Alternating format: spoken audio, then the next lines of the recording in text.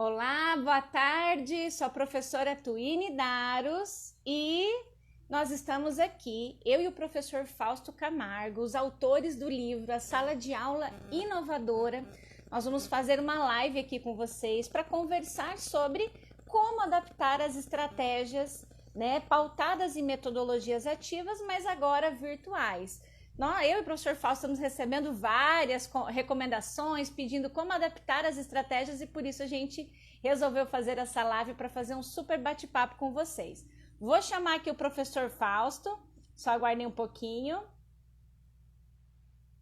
A gente já começar. Vamos ver se ele entra aqui.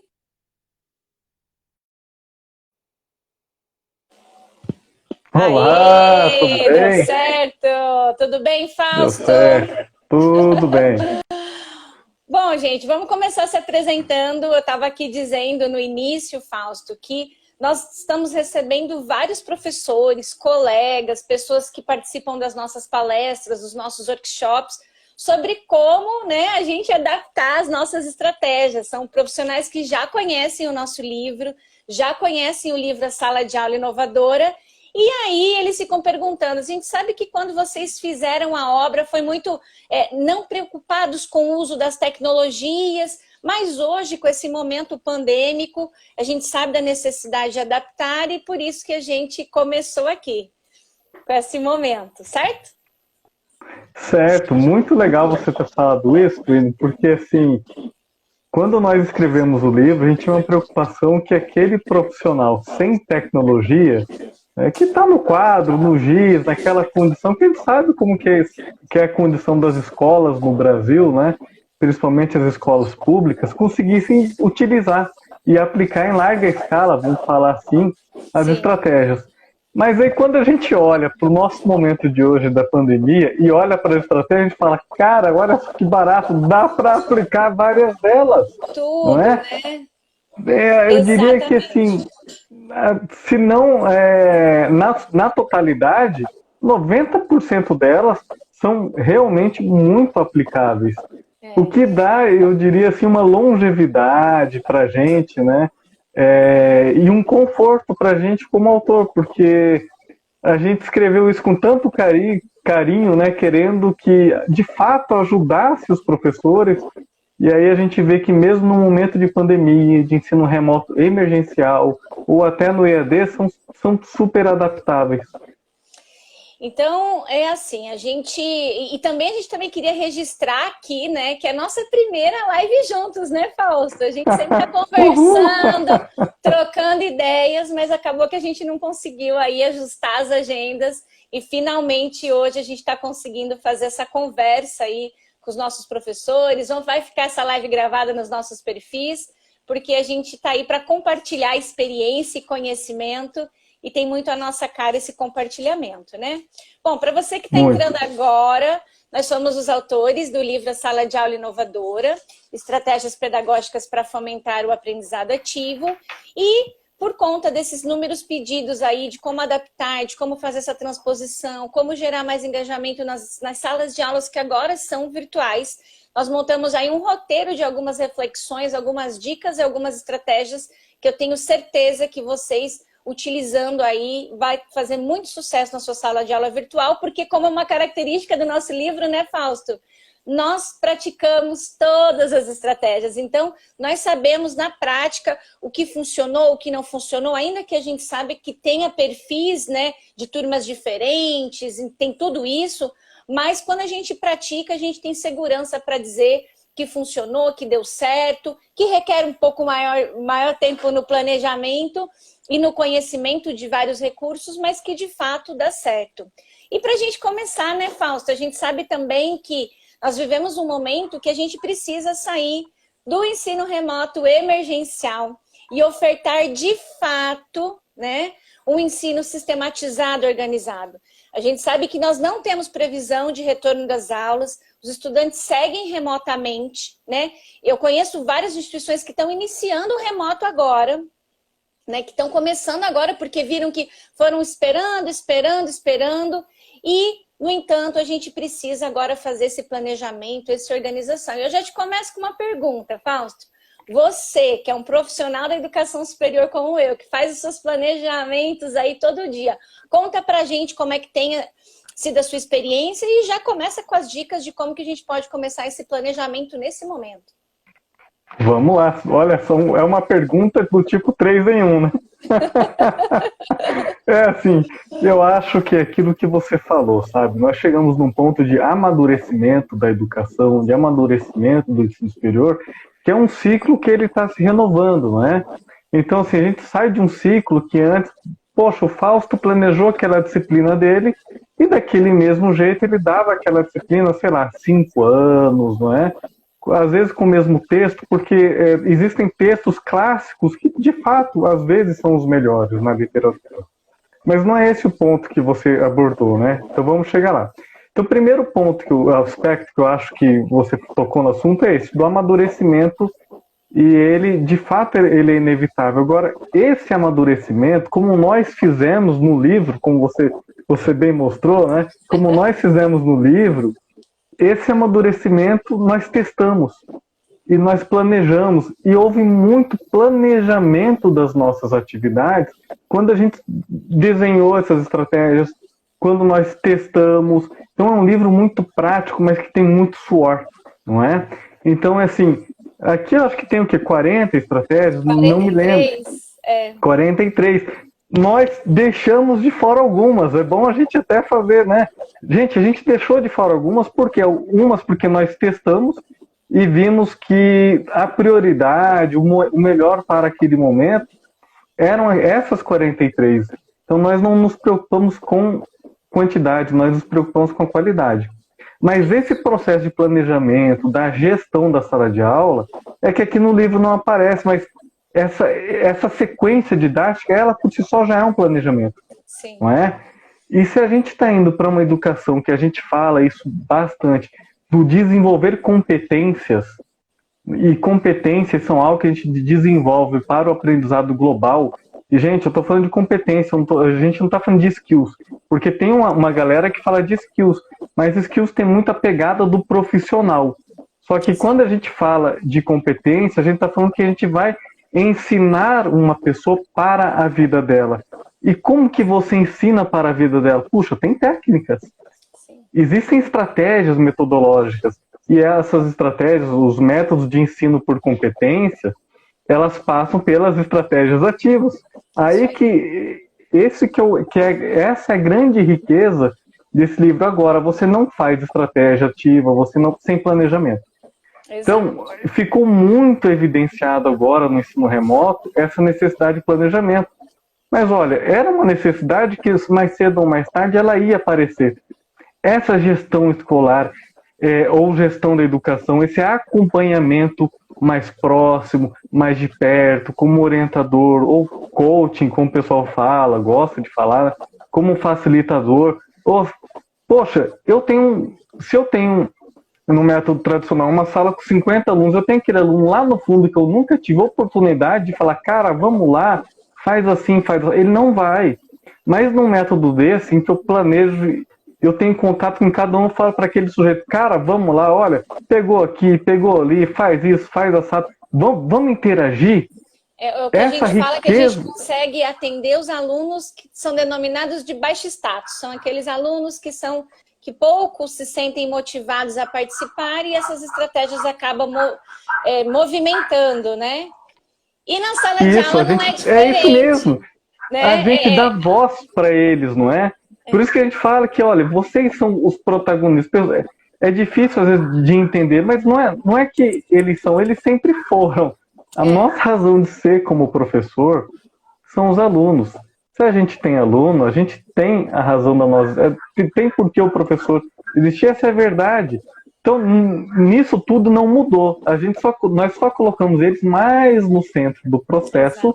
E para fazer isso, a gente tem que fazer planejamento, gestão, acompanhamento, enfim.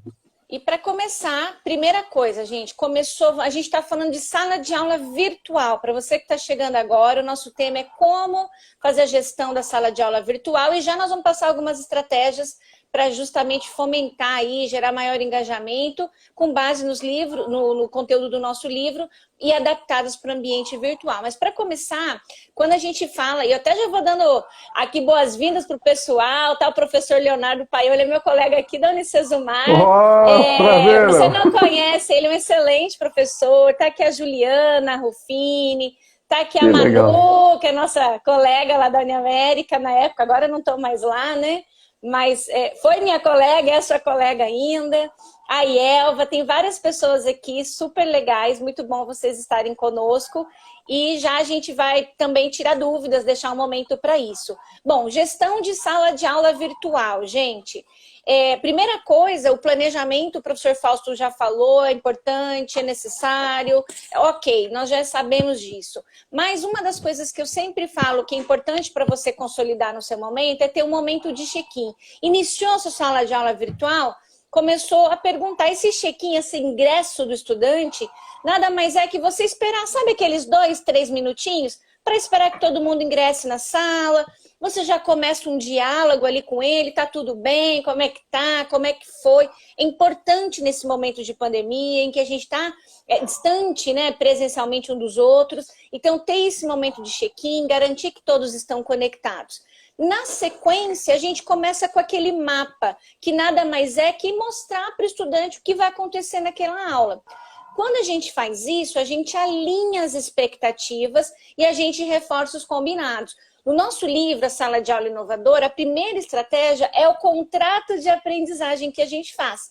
Quando a gente montou aqui, nós montamos pensando assim num semestre, né? Num curso, aquele combinado, aquele bate-papo que você faz uma vez e vai reforçando aquilo durante as aulas. Mas nesse momento da sala de aula virtual, a primeira adaptação é justamente fazer esse contrato de aprendizagem no sentido de mostrar para ele o que a gente vai ter. Então, olha, nós vamos começar com o preâmbulo da aula, depois eu vou usar esse recurso, essa estratégia, já preparem aí, já verifiquem aí. A gente vai dar uma pausa em tal momento e tal. Então, fazer esse alinhamento de expectativa, o estudante também já se sente mais. A gente sabe que nas salas de aulas virtuais, infelizmente, a gente não pode obrigar os estudantes a abrirem a câmera, porque é uma questão da evasão da privacidade, e às vezes a gente não está no ambiente tranquilo, está muito turbulento, a nossa casa é natural, então a gente também tem que respeitar isso, né? Mas, na medida que você vai alinhando, que você vai estabelecendo a confiança, a gente também começa a ver uma maior participação dos estudantes, porque eles vão se sentindo confortáveis, porque alinhou essa expectativa.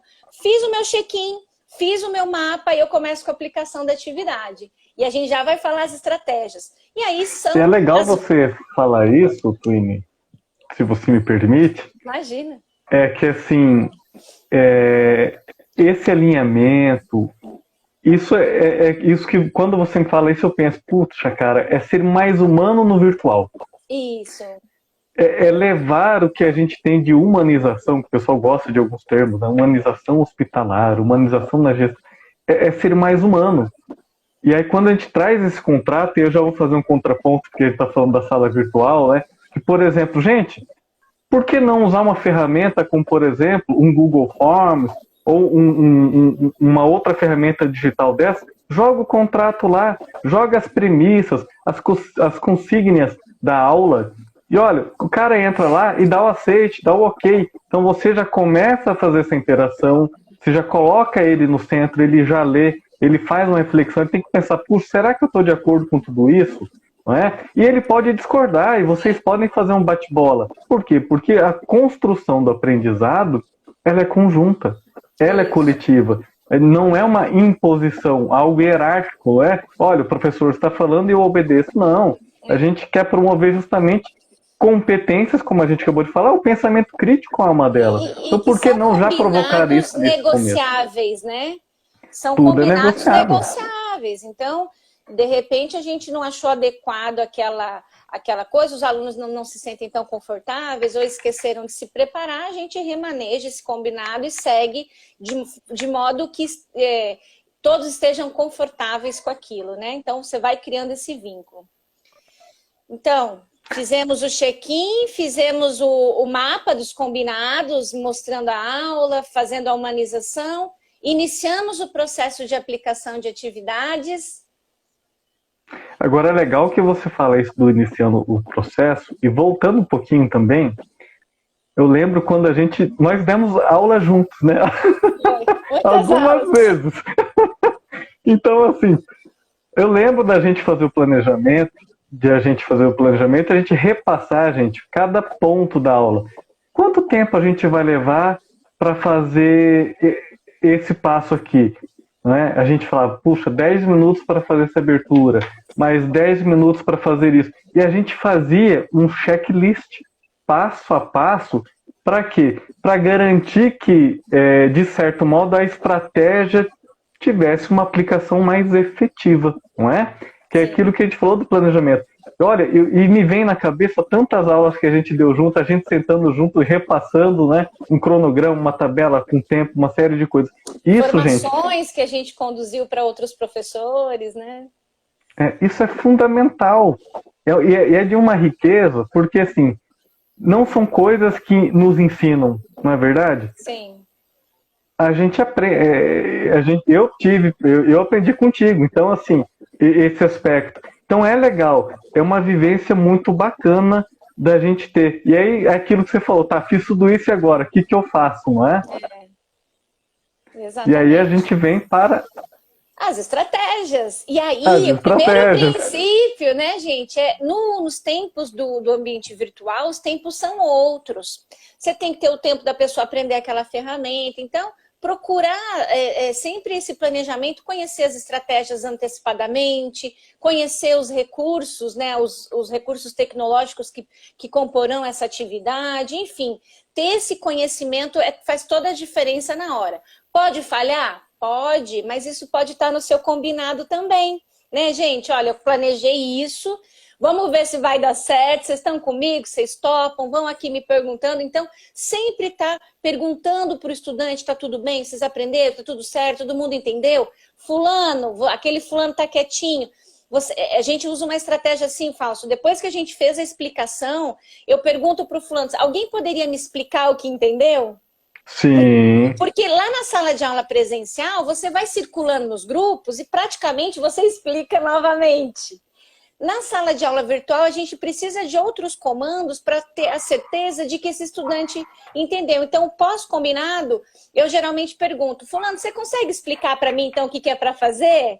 Né? E aí esse estudante pergunta... legal você falar disso, porque, assim, a gente fala tanto, né, pirâmide da aprendizagem, outros chamam de cone de aprendizagem. Poxa, quando você pede para um aluno que está lá do... gente, me explica isso para... A gente cai naquela casa, né, naquela escala dos 85%, 90%, de que quando ele explica algo, é sinal, né, de que ele já aprendeu, ou é a melhor forma dele aprender, de memorizar de certa forma, porque também depende de um pouco de repetição e memorização o aprendizado, né? Sim. E aí, fizemos as atividades, começamos a trabalhar. É importante a gente ter uma combinatividade de estratégias de prática. Eu tenho professores que, assim, ele aprende a usar, sei lá, o Kahoot, que hoje está muito famoso e todo mundo gosta de usar. Só que aí ele aprendeu aquilo e ele só usa aquilo infinitamente. Então, gera viciado naquilo. Vicia, né? Então, isso gera o esgotamento cognitivo do estudante, assim como toda vez eu fazer uma aula tradicional, 100% expositiva, nada dialogada, também vai gerar o que a gente chama de esgotamento cognitivo pelo excesso de estratégia, de recurso. E aí o aluno não sabe dizer direito, não tá legal porque a professora variou o recurso, ele vai dizer que você não tem didática, que você não sabe conduzir, que a aula é chata. São formas do estudante dizer que não está bacana aquilo que faltou, essa combinatividade de práticas, essa variação. Então, eu sempre recomendo aqui que para a atividade, hoje você vai usar uma atividade mais controlada, né? Vou usar um slide, vou usar perguntas. Na outra aula, você já começa um pouquinho mais de ousadia, já usa um aplicativo, no outro já vai para uma tela, já todo mundo migra, sai de ambiente, vai para outro ambiente com trabalho em grupo. Então, vai combinando, depois volta para o controlado. Então, fazer essa variação e você também, professor, vai se sentindo aí seguro, né? Porque, de certa forma, você vai tendo a oportunidade de experimentar. E é um processo de experimentação também do professor, não é mesmo, Fausto? É isso, eu concordo. E assim, tem aquilo que a gente fala, né? Que é assim, não é aplicar a estratégia por aplicar. Não é aplicar a estratégia para manter o aluno ocupado. Não é? Ela tem um objetivo. O objetivo é aquilo. O que você quer com o teu aluno? Você quer que ele desenvolva um raciocínio crítico? Você quer que ele trabalhe em grupo, em equipe? Você quer que ele aprenda a ler um texto, como a gente tem aquela estratégia das paletas de cores, não é? Você quer que ele leia um texto e aprenda a separar as coisas? Isso é análise, não é? Quando eu pego algo, desmembro em partes e analiso as partes. Cognitivamente, isso é análise. Então, assim, a gente tem estratégias para desenvolver aquilo que a gente quer. E aí, quando você fala, se eu fico só no Kahoot, eu limito o desenvolvimento do meu aluno. Ele não vai passar daquilo, aí vai chegar um determinado momento que tá até meio robô, né? Condicionado, né? Sim. A gente lembra na psicologia o Skinner, né? Quando tem um estímulo positivo, ele tende a achar aquilo agradável e tende a fazer mais. Quando ele tem um estímulo negativo, ele passa a fazer repulsa disso. Então ele fica tão viciado naquilo, cara, né? Pô, legal, vamos fazer aqui de novo. Você fala, cara, mas tipo, não é fazer para fazer. Vamos lá, vamos refletir em cima. Vamos construir. Então, combinatividade de práticas para o exercício das suas atividades. E aí vem o fechamento da aula, e uma das coisas que a gente recomenda aqui, antes de passar algumas estratégias adaptadas, é que você faça o fechamento a partir de entregas do estudante. A gente chama das evidências de aprendizagem. Aula online, gente, que a gente não faz entrega, principalmente em ambientes virtuais, como o Meet, o Zoom, o Teams, enfim, tem uma série de salas de aula virtuais, né, que todas as pessoas têm utilizado hoje em dia, mundialmente, são as mesmas ferramentas, né, não é um privilégio só nosso, mas é importante que você faça essa verificação e esse registro da evidência, para o aluno também sentir que você está olhando, que tem uma entrega, que eu tenho uma coisa para fazer, que aí o professor também recomenda que leia aquilo, faça o comentário, se não deu naquele dia, que faça isso num outro momento, mas é fundamental que você gere as evidências. Além disso, né, Fausto, além de ter um elemento pedagógico, tem um aspecto legal importante, não tem? Tem um aspecto legal muito importante, que é assim,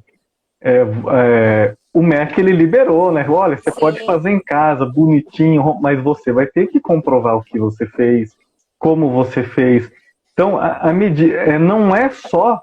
Eu acho que o elemento de postagem, da entrega, ele é fundamental. Primeiro, porque, do ponto de vista pedagógico, te permite o feedback e te dá a valorização do aluno. Gente, não tem coisa melhor do que o cara falar, puxa, que legal, o cara me apontou onde que eu preciso melhorar, eu me sinto valorizado. Mas a gente tem 2 clientes, né?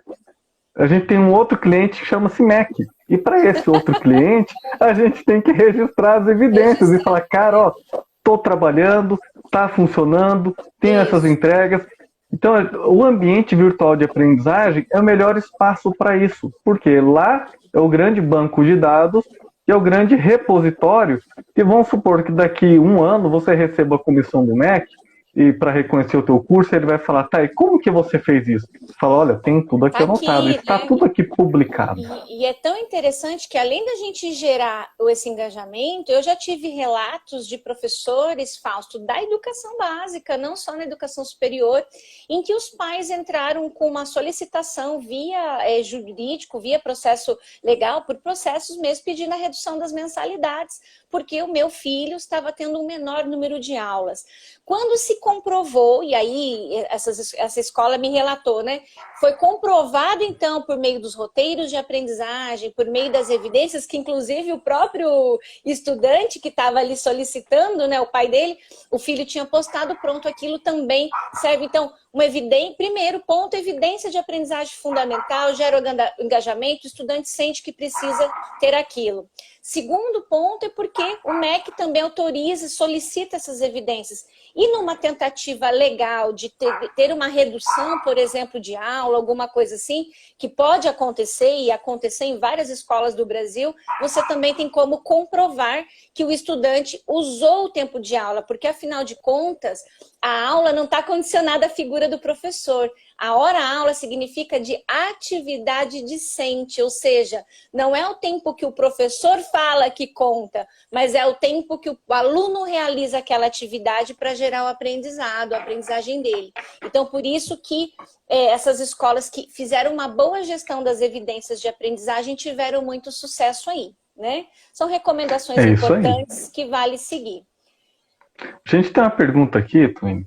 A professora Lilian Moraes, ela está perguntando para a gente, olha, essa entrega pode ser valendo nota ou ela é só participativa ou formativa, né? Bom, eu acho que assim, o aluno, quando ele é recompensado, ele tende a participar mais, ele tende a fazer mais. Então, a avaliação, quando eu olho para um processo de avaliação, eu penso que um processo de avaliação deve ser formativo. Sim. Ou seja, durante o percurso, o aluno vai, né, sendo acompanhado e vai ganhando as suas notas. Não somativo para você deixar só lá para o final, dar uma nota que ele não sabe nem por que ele ganhou aquela nota, ou porque ele memorizou algo, né, e foi premiado por aquilo. Então, primeiro aspecto, eu concordo, do ponto de vista da avaliação formativa, é o ideal. Segundo aspecto, participativo, pode ser, porque se a gente está falando que a gente precisa desenvolver nos nossos alunos uma competência de trabalho em equipe, por que não a participação dele, mas ela tem que ser materializada em uma entrega, é isso que a gente está dizendo, materializada e postada. Então vamos lá, num curso de pedagogia, se a entrega dele é fazer um plano de ensino, não é? Ele tem que postar aquele plano de ensino.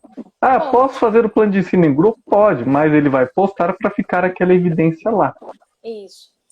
Na educação básica, a mesma coisa, gente. Então, assim, existem roteiros orientativos que dão orientações para os estudantes sobre o que fazer, uma espécie de pré-aula, né? São roteiros avaliativos, que são aquelas atividades que valem nota. Então, independente se gera uma nota ou não, ele já é usado como uma evidência. No entanto, a nota, a professora Lília perguntou, pode valer nota? Pode, né? Mas pode. Também não é uma regra. Pode ser só uma entrega de uma atividade para que o professor analise, verifique o aprendizado e consiga fazer uma condução adequada aí. Agora, já aproveitando essa deixa, vamos aproveitar essa deixa, né? Olha só que legal, se você faz valendo nota em várias etapas, você pode gamificar a sua aula. Você pode gamificar a sua disciplina. Então, olha, você cria uma série de parâmetros, uma série de score, vamos falar assim, que ele ganha X pontos por fazer a entrega, ele ganha X pontos por fazer uma pergunta durante a aula, ele ganha X pontos por ele estudar com antecipação e demonstrar que estudou. Então, ó, não é só, se a gente for pensar, né, em estratégias, não é só fazer entregas, mas você pode gamificar isso e deixar isso assim, de um ponto de vista para o aluno, algo super interativo, super gostoso, e assim, é que nem me falaram esses dias numa formação docente, no começo de setembro, a gente está no começo, né, final de agosto, numa formação docente que eu trabalhei. É cachaça para os alunos isso, entendeu? Os caras gostam, isso vira uma cachaça, que não... aí cada vez eles querem mais. Eu não gosto de cachaça, vou no morrito aqui. Eu também não, nem mesmo. Mas é um jeito de falar, né? Então, assim, cada vez mais ele fala, cara, qual que é a entrega de hoje? Tipo, se o primeiro que entrega ganha 100 pontos, o segundo ganha... Eu quero ser o primeiro. Também, né? E aí existem formas de fazer essa gamificação. Inclusive, né, Fausto, a gente já está produzindo um outro material aí. Em breve a gente vai lançar informações sobre isso, a partir de vários pedidos, só sobre estratégias virtuais. E a gamificação, com esse score, com essa construção, certamente vai estar no nosso material, não vai? Com certeza. Cenas do próximo capítulo. Aguarde. Bom, Segunda estratégia, nós fizemos conversamos antes, selecionamos algumas que a gente acha interessante. Pode começar, Fausto, com a 2, 4 todos, que foi uma que você escolheu aí. Posso. Vamos lá, gente. Assim como muitos de vocês, né, eu sou professor, não é? A Twine também é professora. Graças então, a assim, Deus. o que a gente vê no ensino remoto? A gente tem algumas diferenças na sala, porque eu costumo falar que a infraestrutura às vezes não é mais adequada, que ela tem um certo delay no funcionamento da aula, não é? Mas todas as estratégias, de modo geral, elas se aplicam muito bem. Então, a primeira estratégia que eu separei aqui para vocês é a estratégia que está no nosso livro, na página 49, debate 2, 4 e todos. Então, a gente tem algumas plataformas que elas permitem separar as salas em grupos de aula, como a gente faz numa sala de aula presencial. Então, você pega um Zoom, você pega um Black, você pega um Teams, ele faz isso. Então, olha, o professor ele entra, ele faz exposição daquele tema, ele traz alguns questionamentos e aí os alunos em 2 minutos vão procurar levantar as informações daqueles questionamentos e vão fazer todas as ponderações possíveis sozinhos, porque é um tempo do aprendizado que ele é sozinho.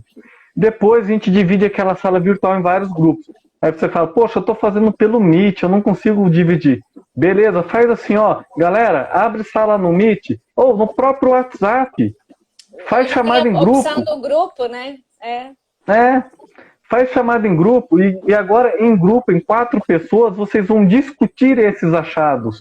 E aí discute os achados, e aí você dá mais 4 minutos, por isso é 2, 4, né? E eles fazem em pares, e eles vão discutir todos esses achados em grupos.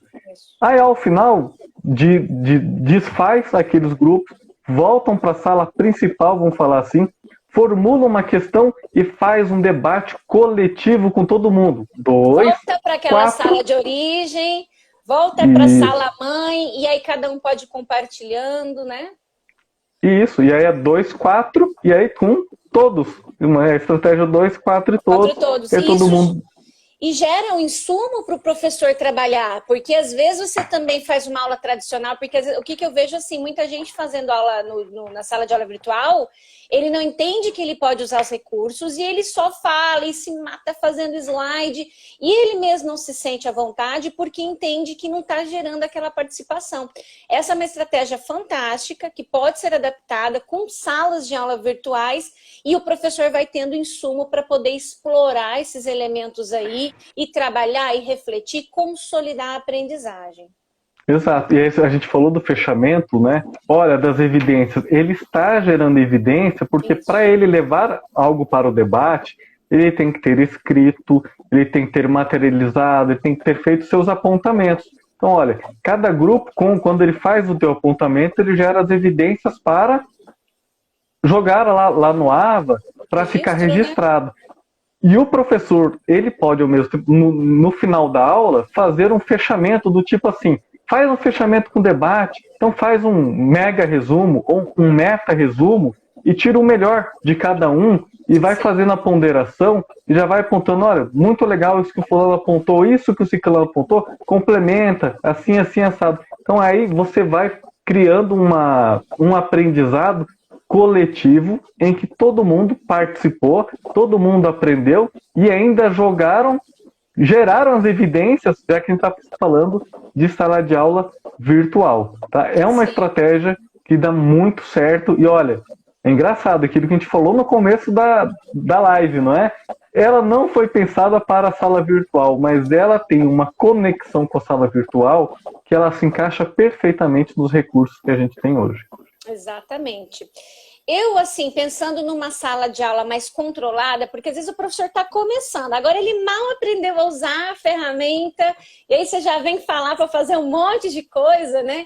Então eu vou sugerir como segunda alternativa os quiz games, né? A gente tem isso também no livro, que são os jogos de perguntas e respostas, que nada mais é do que você usar aplicativos que possibilitam uma interação imediata com o estudante para aferir um conhecimento, para perguntar uma informação, para ver uma dúvida. Por exemplo, usar o Mentimeter, Mente, que é um aplicativo muito legal, né, Fausto? Você até tinha citado Super. ele na nossa conversa. Então, a gente coloca lá um comando de atividade, uma pergunta e faz uma interação imediata. A estratégia, interação imediata com o uso de quiz game. Eu posso perguntar e dar alternativas A, B e C, e posso também fazer levantamento sobre opiniões éticos, debates filosóficos. Posso ainda, nesse mesmo aplicativo, e existem outros, como o Polever, entre outros, editors, né? Que dá para fazer o word cloud, aquela nuvem de palavras. E aí eu posso jogar o desafio, quais são as palavras que vêm na sua mente, que representa isso, né? Então eu consigo trazer os estudantes para uma participação. Aquele aluno que está lá passivinho, quietinho, que não quer aparecer, ele já começa a participar, ele já começa a se sentir parte da aula e começa, de fato, fomentar o engajamento, qualificando essa interação com o estudante. Então, o quiz game aí são uma segunda estratégia de muita relevância que qualquer professor consegue fazer porque ela é de baixa gestão. Por exemplo, essa primeira do grupo, que o Fausto recomendou, você vai ter que ter esse domínio de criação de sala. É fácil, mas você vai ter que se apropriar. Já o quiz game é mais tranquilo ainda, né? Mais controlado ainda. É mais tranquilo e é legal que, se bem planejado, você pode trazer situações, problemas, você pode trazer uma charge, por exemplo, vamos falar, poluição ambiental, traz uma charge que tenha relação com o governo, com princípios filosóficos, sociais, e aí dá para explorar esses recursos de um vídeo que é super legal. Você fala, tá, esse vídeo tinha essa situação, e agora, o que a gente faz para sair dessa situação? Ou quais os problemas que foram apontados na reportagem? E aí é legal que, olha, eu não tinha nem pensado nisso, hein? A gente não combinou isso. Mas quando a gente traz isso, aí dá para combinar outras estratégias. Como, por exemplo, a matriz de problemas, os 5 porquês. Que vamos supor que você traz uma reportagem que evidencia naquela reportagem 4, 5 problemas distintos. Aí você fala, ah, que bacana, cada grupo, então vamos trabalhar em um problema diferente e faz aquela distribuição de problemas. Cada grupo vai olhar para um problema e vai procurar analisar sob a ótica de determinado conteúdo. Então, olha, a gente já... Então, é a combinatividade, né? Você combinar várias práticas para fazer com que o estudante sinta-se engajado para participar, né? Se na aula presencial aquilo já é desafiador no ponto de vista de que a gente tem que selecionar as estratégias adequadas, na sala de aula virtual não é diferente. O que é inadmissível é a gente ofertar uma única experiência, professor falando, abre câmera, fecha câmera e acabou, né? Nós temos que realmente criar situações em que o estudante sinta-se motivado a participar. E aí eu vou dar uma segunda dica, terceira, na verdade, né? Você falou, Fausto, do objetivo, do comando da atividade. Gente, o grande segredo para uma boa atividade é você elaborar comandos de atividades inteligentes, né? Porque se eu fizer perguntas do que é, localize, busque, o aluno vai fazer, mas não é aquela... Agora, se eu trago comandos de atividade inteligente, isso vai se tornar muito mais interessante. Por exemplo, uma das coisas que eu trabalho muito na educação superior e pode ser aplicado na educação básica são os desafios imersivos. Não está no livro, é um plus, um extra que a gente está dando aqui, vai estar no nosso próximo material.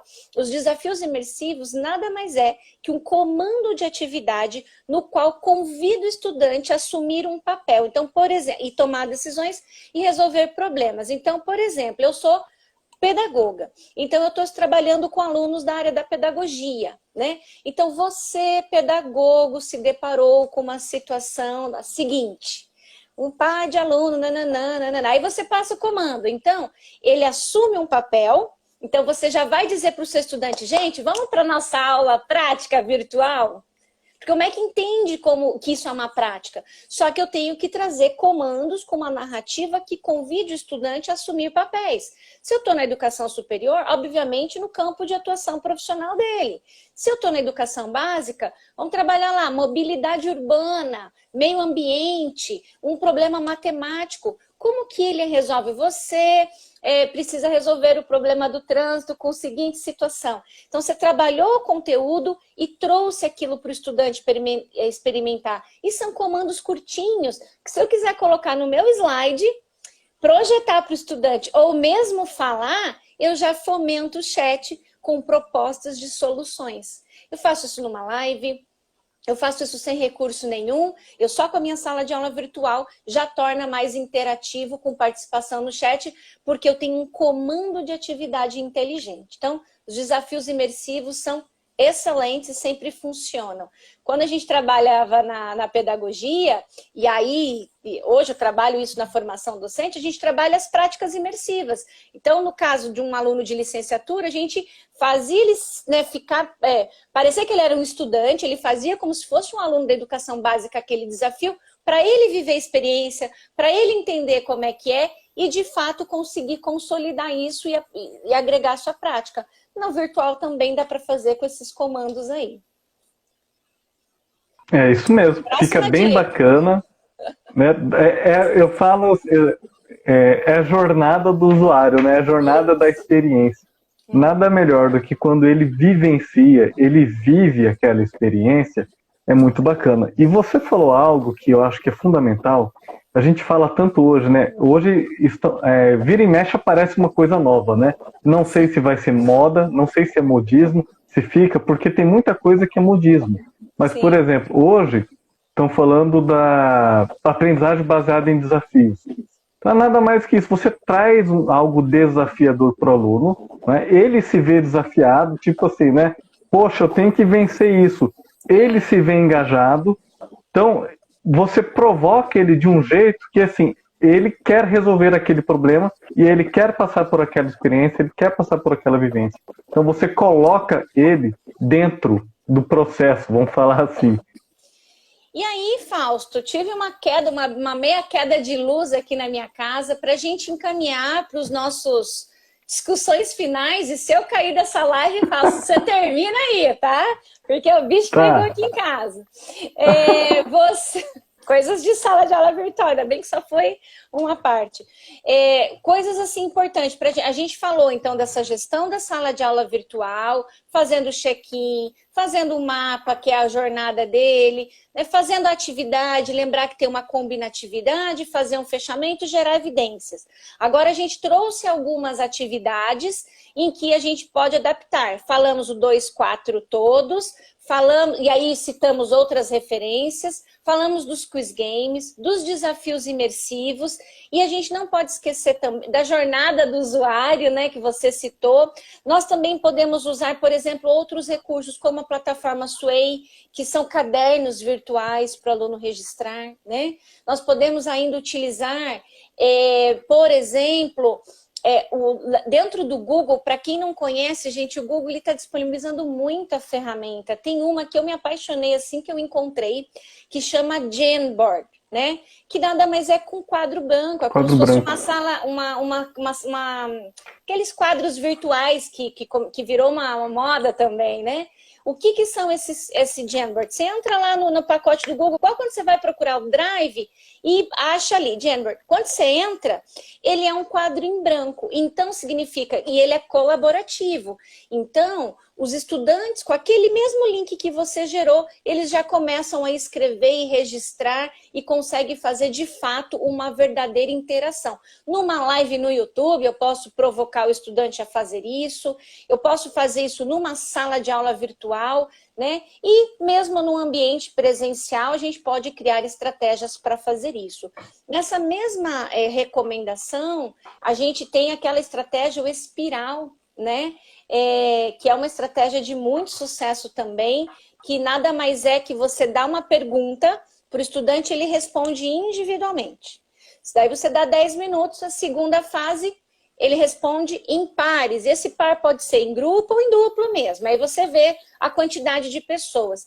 E a terceira fase é o em todos. É muito parecido com 2, 4 todos, mas a gente tem esse processo que é sempre individual, porque a gente sabe que por mais que a gente trabalhe em grupo, e é muito bom, nós temos que ter momentos individuais também, porque o estudante precisa ter a sua, né, contribuição ali. E aí, como que a gente faz essa adaptação no ambiente virtual? Eu usei o próprio apresentações do Google. O Google, ele tem, ele cria uma apresentação de slide colaborativo. Então, o que eu recomendei para os meus estudantes, Fausto? Ele clica ali, ele duplica. A gente já ensina a duplicar. Duplica o slide, já coloca grupo 1, grupo 2, e aí você, professor, você fica vendo aquela bagunça, né, organizada ali na tela. O cara duplicou, criou grupo 1, grupo 2, eles entram ali e começam a trabalhar. Porque eles estão conectados na sala de aula virtual, mas eles estão acessando aquela tela. Às vezes tem turmas que um aluno assume, projeta dele, outros têm, e o legal é que esses combinados de garantir que todos estejam engajados é importante, os alunos aprendem isso conosco. Essa coisa da gente ficar perguntando, tá tudo bem? Todo mundo conseguiu? A gente vê que os estudantes aprendem essa prática, a gente não ensina, eles aprendem pelo exemplo, e quando eles formam esses grupos, eles começam a ter essa mesma condução. Tá todo mundo bem? Conseguiu? Quer ajuda? Quem não conseguiu aqui, escreve no chat que eu copio. Então, a gente consegue visualizar todas essas interações com recursos 100% gratuitos e que é a coisa da estratégia, né? É fomentar o aprendizado ativo por meio de estratégias inteligentes. Então, essa é mais uma dica que está ali no nosso livro e que a gente colocou aqui formas de você fazer isso. Agora, outra dica, como a gente já falou, usar um aplicativo, fazer um peer instruction, como está no nosso livro, não é? E aí você usa um aplicativo como o Socrative, que ele também é gratuito. Sim. Os alunos ele não te dá limitação, então ele te dá a possibilidade de colocar textões, colocar imagens maiores, perguntas maiores, respostas maiores, e te dá muita mobilidade, mas é usando uma técnica, não é? Que é a técnica do peer instruction, e você pode também usar uma outra técnica, que é a técnica do TBL, que vai se encaixar muito bem quando você utiliza um aplicativo como o Socrative, tá? E aí, já para cenas do próximo capítulo também, existem as webquests. Ah, verdade. Mas esse é do novo material que vai sair, tá? Gente, tá demais. Para você que vai ficar híbrido depois dessa pandemia, nosso material tá ficando incrível. Mas vamos lá, tem uma pergunta aqui, Twin. Professores, poderiam trazer uma dica para a abertura de uma primeira aula para o professor conhecer os estudantes? Uma dinâmica, eu acho que é isso que ele está perguntando. Olha, isso é muito legal. E tem uma outra dinâmica. Essa pergunta é muito inteligente. Então, assim, a gente pode criar avatares, né? Lembra que a gente tem uma de avatar, né? A gente pode dar um aplicativo de avatar, pedir para o estudante se representar e contar um pouquinho dele. Isso é uma forma. Uma outra estratégia também para quebrar gelo é fazer a dinâmica das emoções. Dá para fazer no Zoom da seguinte forma: você coloca os emojis ou você coloca e pergunta como ele está se sentindo, ansioso, preocupado, nervoso, feliz. E no Zoom dá para ele riscar. E aí tem um monte de gente riscando a tela, é super legal. Se no Meet não dá para fazer isso, então a gente usa a estratégia do uso dos emojis. A gente coloca o quadro de o que significa cada representação, né? Então, e aí ele pede para ele manifestar como ele está fazendo, como ele está se sentindo. Então, a dinâmica de emoções, ela deve ser usada bastante nas salas de aulas virtuais. Pode ser um quebra-gelo para dizer assim, olha, é um ambiente novo, né? Como eu estou me sentindo. E o uso do avatar para pensar em apresentações. Vou aproveitar essa pergunta, Fausto. O Fausto, ele me conhece, ele já nem liga, sabe que eu me empolgo, né? Eu já ia complementar o que você falou. Ele fica assim, né? Eu posso falar? Não, Vai, eu queria dizer, dá para você também pedir para o aluno gerar QR Code.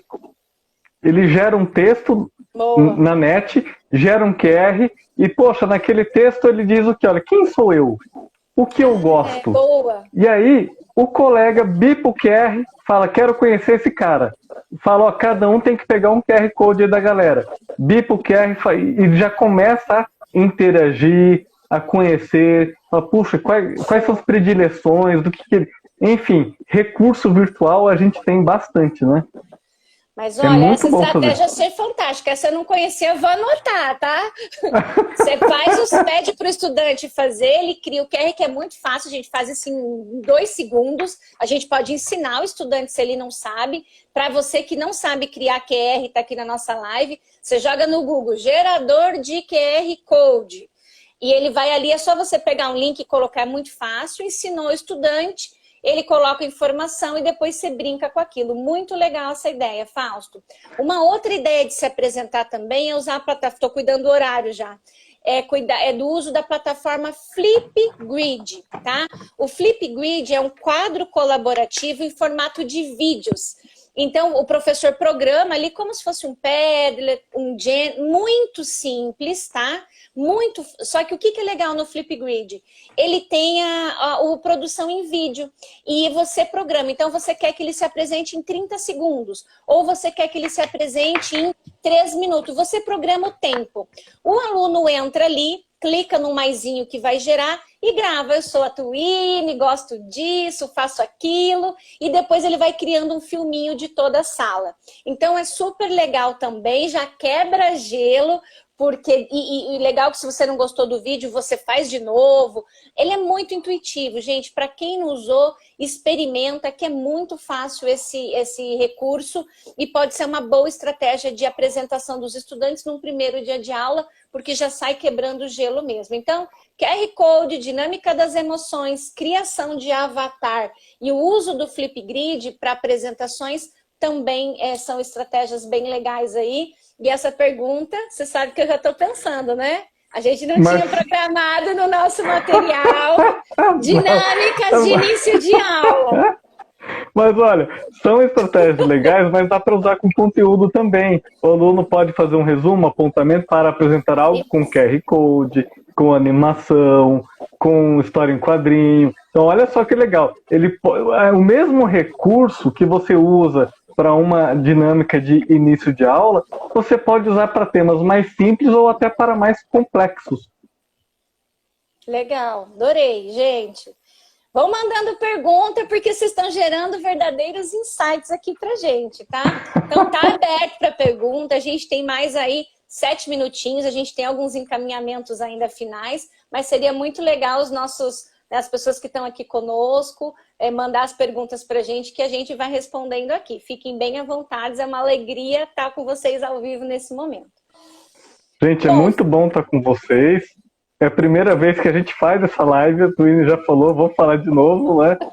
Então, assim, é uma oportunidade ímpar e singular, né? Pra gente também, verdade é essa. Então, assim, muito legal. Olha, já teve uma pergunta aqui. Qual a experiência que vocês poderiam relatar em curso de engenharia? Puxa, olha, eu vou te relatar duas, tá? Que eu achei bem legal, que é assim... A primeira, a Twine conhece, a gente já trabalhou, que é o desafio do marshmallow. Ah, verdade. Que pensa o seguinte, a engenharia trabalha muito por projeto. Sim. E o desafio do marshmallow, o Marshmallow Challenge, ele é um desafio que você provoca o aluno a fazer uma torre de macarrão e coloque um marshmallow no topo. Então, o que acontece? Para ele fazer aquela torre de macarrão e colocar algo no topo, ele tem que ter um trabalho em equipe, ele tem que desenvolver criatividade, tentativa e erro também, porque acontece, não é? Mas o principal, todo projeto tem início, todo projeto tem fim, como é típico da engenharia. Além desta, também tem a da ponte de macarrão. Que aí o pessoal faz até cálculo estrutural em cima para dimensionar melhor. E ó, essas estratégias que o Fausto citou, elas são estratégias para você trabalhar no ambiente virtual. Mas como que a gente pode adaptar para as engenharias no mundo virtual? Usando os simuladores, tá? Nós temos o PET, a plataforma PET, é PHET da Colorado, Universidade do Colorado. Você tem simuladores incríveis que dá para você criar desafios para que o estudante simule ali naquelas plataformas. E tem a Tinkercad, que ela também é o mesmo simulador, só que ele é um pouquinho mais simples, então a gente também consegue usar, tanto na educação superior, mas também com os estudantes da educação básica. Então, a gente cria os desafios e simula. Por exemplo, eu quero entender como é que é o processo de iluminação de uma ponte para um engenheiro civil. Então, eu simulo os circuitos elétricos dentro de uma plataforma virtual. Além de todos os recursos que a gente tem, o SolidWorks, AutoCAD, porque pode virar desafios virtuais. Ao invés de eu fazer entregas de projetos reais, eu simulo no ambiente, os estudantes fazem ali um pitch para defender suas ideias, ainda que no plano virtual. Inclusive, o MEC considera a aula prática feita em cursos que tem aquela porcentagem, como o curso de engenharia, que tem que ter uma porcentagem prática, né? Como o uso de simuladores para esse momento. Nos cursos de área de Agora saúde... é legal que a engenharia, ela é cheia é uma área que tem muitos simuladores, tem muita ferramenta digital, como você mesmo falou, o próprio CAD, se a gente for pensar, daria para gamificar uma disciplina usando só CAD? Por que não? Não é? E olha, uma estratégia clássica que a gente já falou, peer instruction. Ela saiu de um professor de física, tá? A gente não pode esquecer esse detalhe. O Eric Mazur, né? O Eric Mazur. E o peer instruction, como a gente colocou, ele começa com uma questão conceitual. Só que ao invés do professor dar uma resposta imediatamente, ele tem que debater, todo mundo vota, né? E aí, por exemplo, 50% falou A e 50% falou B. Só que antes do professor dizer A ou B, eles têm que se convencer. Eles têm que começar o debate por que é A ou B. Dentro de um ambiente virtual, a gente pode abrir, se for uma turma menor, e fazer um debate geral para depois votar. Ou a gente pode fazer aquela sugestão que o Fausto deu, ir para as salas de aula virtuais, dar 1 minuto e depois retorna, né? Então, para a sala mãe, para a sala de origem, para a gente fazer o fechamento. A única recomendação que eu dou do Peer Instruction, a gente já fez isso inclusive com os alunos de engenharia, é que não coloque 2, 3, 4 questões como às vezes numa aula presencial. Coloca uma, porque tem o tempo de deslocamento, de retorno, de debate, né? Então, os tempos são menores aí num ambiente virtual. Fausto, 2 minutos para encerrar a nossa live. Faça os seus encaminhamentos finais. Bom, a gente hoje foi um dia, eu diria que assim, um dia de muito aprendizado, né? Porque é uma live, a gente fala, mas eu, pelas perguntas e pelas respostas, eu aprendi muito, gerou insights, gerou inputs. Então, assim, sou muito grato pela presença de todos. Gente, é um prazer sempre imenso estar aqui com vocês. Vamos repetir outra hora, vamos trazer mais novidades, vamos trazer mais dicas para todo mundo. E aguardem que logo, logo nós teremos materiais novos, novo material para disponibilizar para todo mundo, só que agora é virtual, pensado na sala virtual. Isso mesmo, gente. E as minhas palavras finais, então, agradecer, né, a presença de todos vocês. E é importante que vocês não tenham medo de experimentar. A gente tem que conceber a sala de aula virtual como um ateliê de aprendizagem. Prototipação, experimentação, às vezes aquilo não dá certo, mas aí você tenta outra coisa. Então, isso faz parte. Às vezes os professores ficam com medo da tecnologia, mas a gente sabe que hoje esse medo é que às vezes impossibilita. Eu sempre falo, o Fausto já está comigo há anos, né? Eu não acredito em resistência de professor. Eu não acho que o professor é resistente. Ou ele quer ou ele não quer. O negócio é que ele não conhece. E aí, quando ele conhece, ou ele fica inseguro, porque ele quer dar uma aula super legal. E aí vai que erra, vai que não dá certo, os alunos vão reclamar. Então, faça esses combinados com o estudante, que você também está aprendendo. É aquilo que a gente... nisso. Aquilo que a gente falou quando escreveu o livro, né, Twin? É instrumentalizar o professor. Eu não posso dar um avião, ele olhar para aquele cockpit do avião, aquele 300 botões, e falar, o que eu faço com isso aqui? É instrumentalizar. E é essa que é a nossa grande... aí você não tem resistência. Pelo contrário, o professor ele quer voar. E quanto mais oportunidade ele tiver para ele voar, para ele ir longe, mais feliz ele estará. Porque a gente trabalha com intelectualidade, com criatividade. E quando o professor dá aquela aula, ele sente aquela alegria, e isso também é contagiante, né? Porque um professor motivado motiva mais pessoas. Então, superem esse medo, essa insegurança, lidem, se não der certo, ok, tá ali no meu combinado, mas pratiquem essas experiências que eu tenho certeza que vocês vão gostar, o aluno vai gostar e você vai fazer muito sucesso. E vamos deixar nossa dica do nosso livro, né?